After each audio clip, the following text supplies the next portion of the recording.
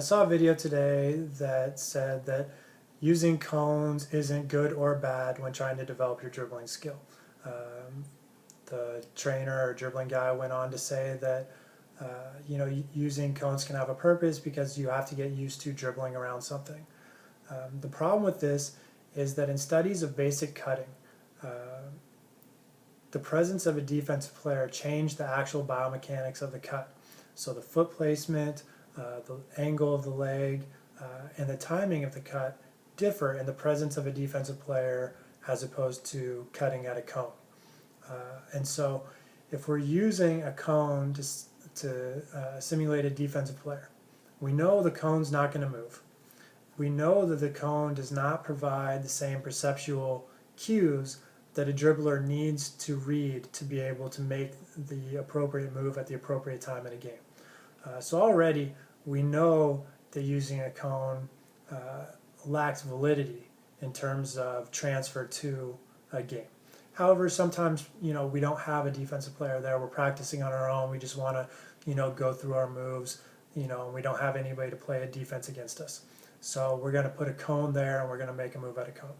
Okay, understandable. However, all right, we've already acknowledged it lacks all the perceptual cues, okay, that are important to the game. And now we're practicing something without that perception action coupling. So already we're only thinking about the technique of the move.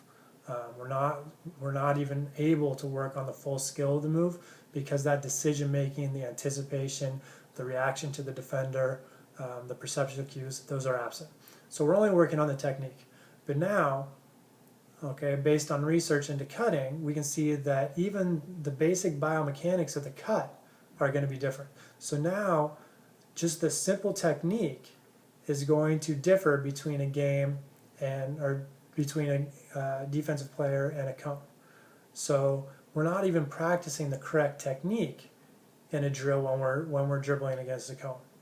Furthermore, in terms of practicing the technique, when we're looking at a cone, we adopt a different posture and a different visual orientation than the ones that we would like to use in a game. So in a game, we need to get our chest and eyes up so that we can survey the floor and we can see where's the help defense, where should we make our move, is somebody open, do I need to pull for a shot, go to the basket for a layup.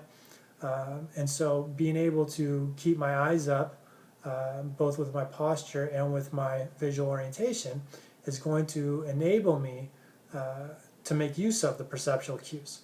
If I'm looking at the ground, I don't get any of the the information that's in the environment, and I can't read these cues, and therefore I can't make a correct decision at the correct time. And so practicing with cones, substituting as a defensive player, we adopt an incorrect posture, an incorrect visual orientation. The cutting technique is different, and we lack all the perceptual cues. So to me, there's negative transfer because of the orientation, because of the posture. And so to say that, it just depends how we're using a cone, there's some truth to that statement, but if we're using a cone as a defensive player, there's very little to no positives that we can get out of that, but there are negatives. And these negatives often are underestimated or ignored or just not understood. But practicing with a different posture and with a different visual orientation, training players to look at the ground when making moves, practicing a different cutting technique, these are all reasons why that practice won't transfer to a game. Not even talking about all the perceptual skills that we're ignoring. And so if it's not going to transfer, or if it's going to cause a negative transfer where it actually decreases game performance, again, because we're looking at the ground instead of getting our eyes up as we're making these moves, not only is it something that we shouldn't practice, but it's actually bad practice. It's making us a worse player. And so to ignore this, is something that a player or a trainer does, at his or her peril. Because I think it sets a dangerous precedent when we simply say, oh, well, there's a cone there and, it's not good or bad. It's just, how you use it. No, if you're looking at a cone as you make a move, your eyes are not in the right place. You're not making a cut that's the same as how you're going to have to make a cut against a defensive player. And there's no perceptual cues. available in the environment, so you're not practicing something that happens in a game. And to ignore that fact is to not understand practice and transfer of learning. And so you can make moves one-on-oh, if you're on your own and there's nobody to practice against, you can practice moves on your own. Just don't put a cone down there and make sure your eyes are on the rim.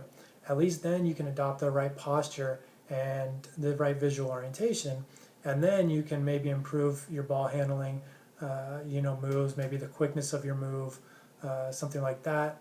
And then when you play in a one-on-one situation, you can take that improved quickness with the right posture, with the right visual orientation, and now start to practice against or with the same perceptual cues that are going to be there in a game situation.